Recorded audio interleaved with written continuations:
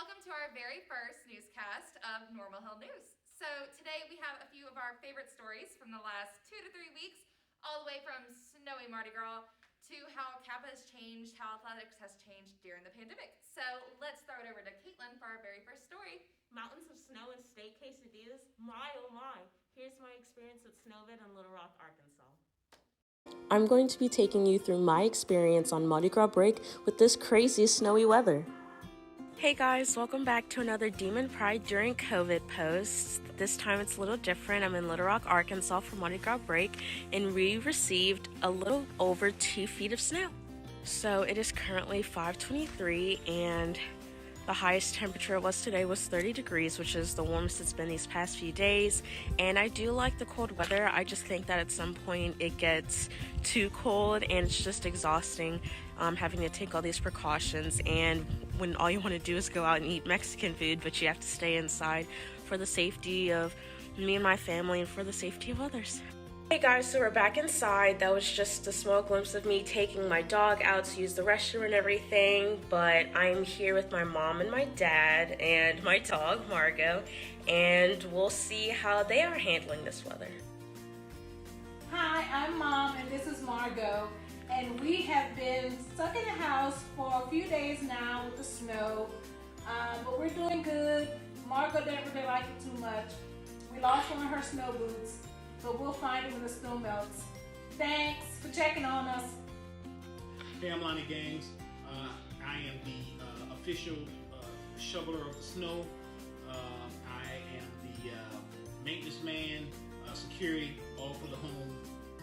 This snow has really impacted me because I'm waiting like on 3 Amazon packages and a UPS package. None of it came.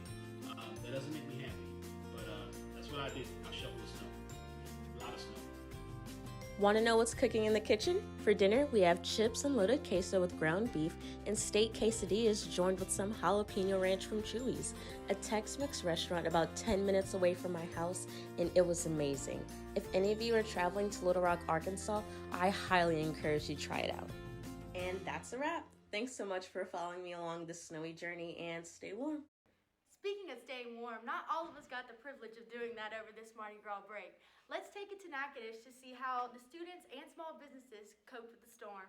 Hi guys, and welcome back to my channel. After the crazy weather that we've had over Mardi Gras break, I thought it would be interesting to see what it was like from a small business's point of view.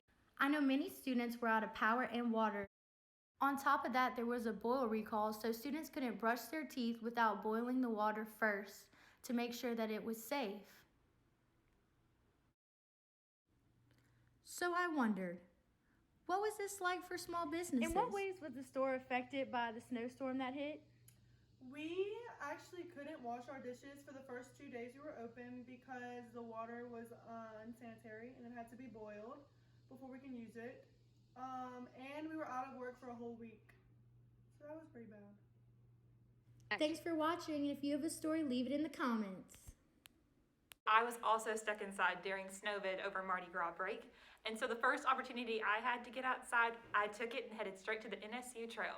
So right off the bat, I found this trash in the riverbank that was super disheartening in such a pretty and well-kept place, before meeting a awesome friend down by the riverbank with all of the birds and the trees and different sounds coming from the water, and this awesome little covered bridge with this tree hanging over it, before meeting up with the NSU Running Club. We look for the activities that NSU tries to provide, with social distancing and all that. And the running club is something that they hold every semester. They can get out on the trail and they give you intervals to work with, and they help you build up your running skills, basically. And after my interview with the NSU Running Club, I found these awesome steps before getting to this cool little turnabout in the trees that I thought was so unique and interesting, before making my way back down the trail headed toward my car. And then I took a moment to stop and reflect at that cool covered bridge by the water. Thanks, guys. Just like Grace found ways to get active outside, I also found some ways with my friends to get active at the roller rink. So let's roll on over. It's time to lace up your skates and pretend like you're a kid again. Head over to the skating rink in Natchitoches with your friends for all of the Saturday night fun. There's lots of music, lots of laughs, and yes, even lots of falls. Back to campus now, we head to the creative side where we go see Kappa and how a choral setting in a pandemic world changes everything.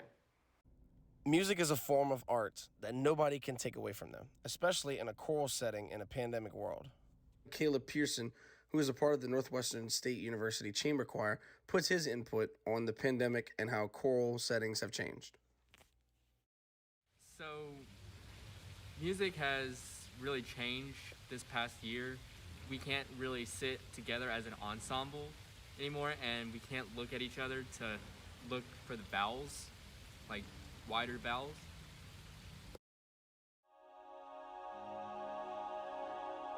Even while wearing a mask, the choir still is able to make beautiful sounds.